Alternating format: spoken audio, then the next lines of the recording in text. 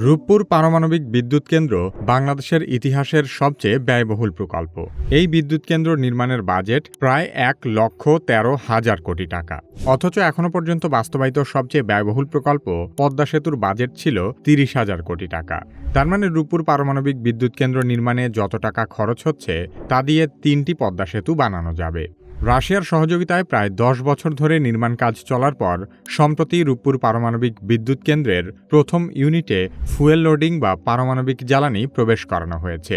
অনেকেই ভাবছেন এখনই হয়তো বিদ্যুৎ কেন্দ্রটি চালু হয়ে গেছে এবং এর মাধ্যমে দেশের লোডশেডিং কিছুটা কমবে, কিন্তু বিষয়টি মোটেও সেরকম নয়। পারমাণবিক জ্বালানি প্রবেশ করানোর মাধ্যমে রূপপুরে পরীক্ষামূলক উৎপাদন শুরু হয়েছে মাত্র। এর মাধ্যমে পারমাণবিক বিদ্যুতের দীর্ঘমেয়াদী নিরাপত্তা, বিদ্যুৎ পরিবহনের গ্রিড সক্ষমতা এবং আন্তর্জাতিক মানদণ্ড যাচাই করা হবে। কর্তৃপক্ষ জানিয়েছে, রূপপুর পারমাণবিক বিদ্যুৎ কেন্দ্র থেকে জাতীয় গ্রিডে বিদ্যুৎ পেতে এখনও সর্বোচ্চ 1 বছর অপেক্ষা করতে হতে পারে।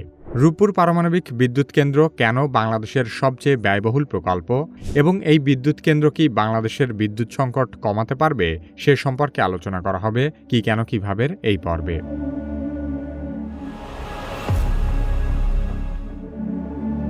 1961 সালে পাকিস্তান সরকার সর্বপ্রথম পাবনা জেলার ঈশ্বরদী উপজেলার রূপপুরে পারমাণবিক বিদ্যুৎ কেন্দ্র নির্মাণের উদ্যোগ নিয়েছিল। এরপর 1962 থেকে 1968 সালের মধ্যে বর্তমান প্রকল্প অঞ্চলকে পারমাণবিক বিদ্যুৎ কেন্দ্রের স্থান হিসেবে নির্বাচন করা হয়। সেই সময়ের মধ্যে এই প্রকল্পের জন্য 260 একর জমি ও প্রকল্প সংশ্লিষ্ট আবাসিক এলাকার জন্য 32 একর জমি অধিগ্রহণ করা হয়। তখন ভূমি উন্নয়ন অফিস, রেস্ট হাউস, বৈদ্যুতিক সাবস্টেশন এবং কিছু আবাসিক ভবনও নির্মাণ করা হয়েছিল।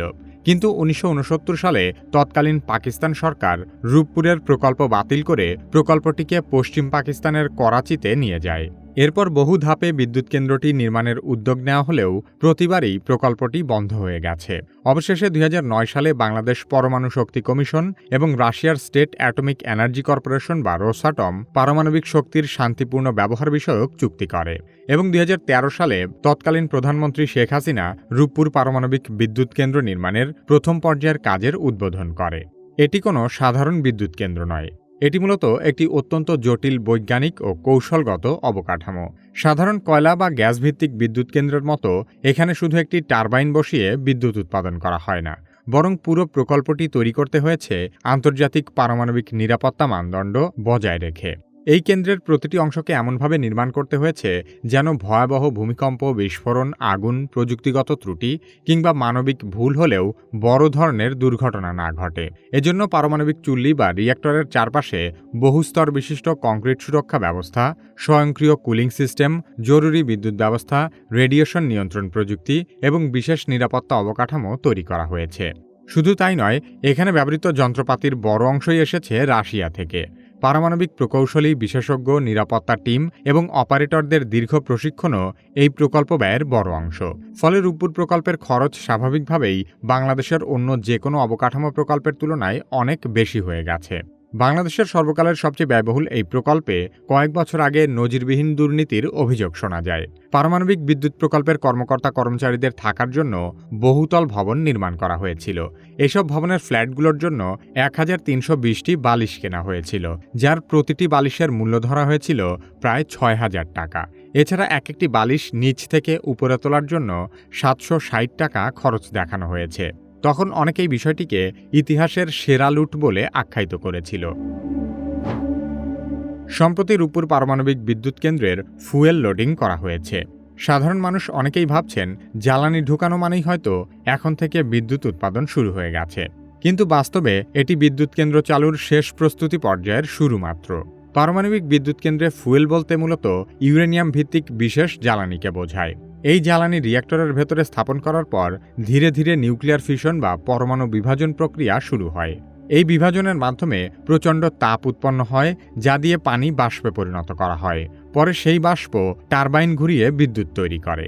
তবে এই পুরো প্রক্রিয়া একদিনে শুরু করা যায় না, কারণ পারমাণবিক চুল্লি চালু করা মানে একটি অত্যন্ত সংবেদনশীল বৈজ্ঞানিক সিস্টেমকে সক্রিয় করা। তাই ফুয়েল লোডিংয়ের পর প্রতিটি ধাপ খুব ধীরে এবং শতভাগ পর্যবেক্ষণের মাধ্যমে পরিচালনা করা হয়। এসব এক একটি ফুয়েল রড থেকে একটানা প্রায় 1.5 বছর বিদ্যুৎ উৎপাদন করা যায়। সাধারণ বিদ্যুৎ কেন্দ্রে যেখানে যন্ত্র বসানো শেষ হলে বিদ্যুৎ উৎপাদন শুরু করা যায়, সেখানে পারমাণবিক বিদ্যুৎ কেন্দ্রের পরিস্থিতিটা সম্পূর্ণ ভিন্ন। ফুয়েল লোডিংয়ের পর শুরু হয় পাইলট অপারেশন বা পরীক্ষামূলক উৎপাদন। এই পর্যায়ে কেন্দ্রটি খুব কম ক্ষমতায় চালানো হয়।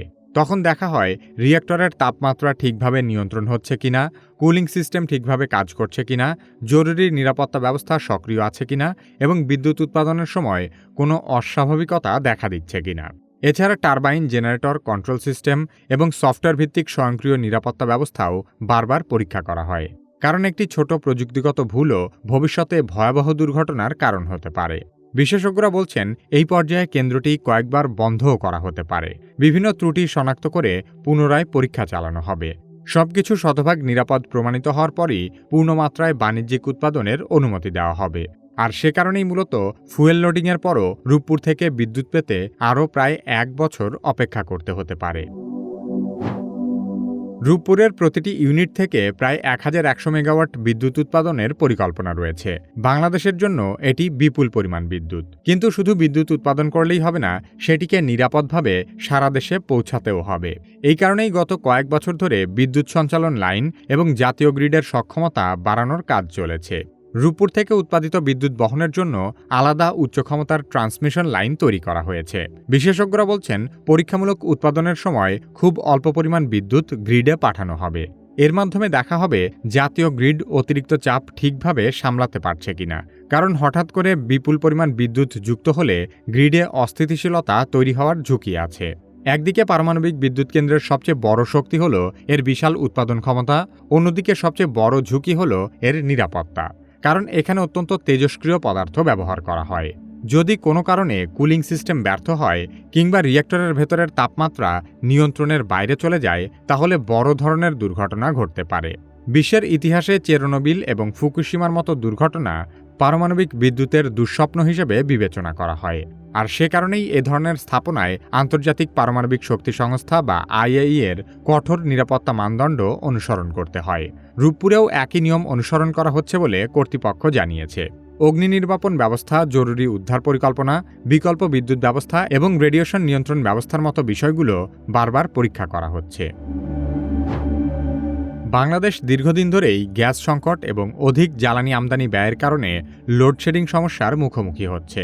এই অবস্থায় রূপপুরকে অনেকেই দেশের ভবিষ্যৎ জ্বালানি নিরাপত্তার বড় আশা হিসেবে দেখছেন।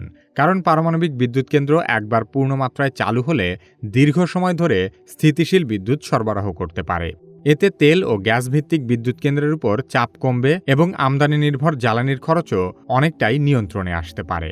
তবে বাস্তবতা হলো রূপপুর চালু হলেই সঙ্গে সঙ্গে দেশের সব লোডশেডিং শেষ হয়ে যাবে না। কারণ বাংলাদেশের বিদ্যুৎ খাতের সমস্যা শুধু উৎপাদনে নয়, বরং বিদ্যুৎ সঞ্চালনের অব্যবস্থাপনা এবং অর্থনৈতিক সংকটের সঙ্গেও জড়িত। বর্তমানে জ্বালানির অভাবে দেশের অধিকাংশ বিদ্যুৎ কেন্দ্র পুরো দমে চালানো যাচ্ছে না। ফলে সারা দেশে লোডশেডিংয়ের পরিমাণ অনেক বেড়ে গেছে। লোডশেডিং কি এবং কেন লোডশেডিং করা হয় সে সম্পর্কে জানতে চাইলে কিভাবে এই ভিডিওটি দেখতে পারেন। বর্তমান সময়ে এআই না শিখলে আপনি নিশ্চিতভাবেই পিছিয়ে পড়বেন। যারা নিজে নিজে এআই এর ব্যবহার শুরু করতে ভয় পাচ্ছেন, তারা কিভাবে একাডেমির এআই দক্ষতা কোর্সে ভর্তি হতে পারেন। ভিডিও ডেসক্রিপশন ও পিন কমেন্টে কোর্সের লিংক দেওয়া আছে।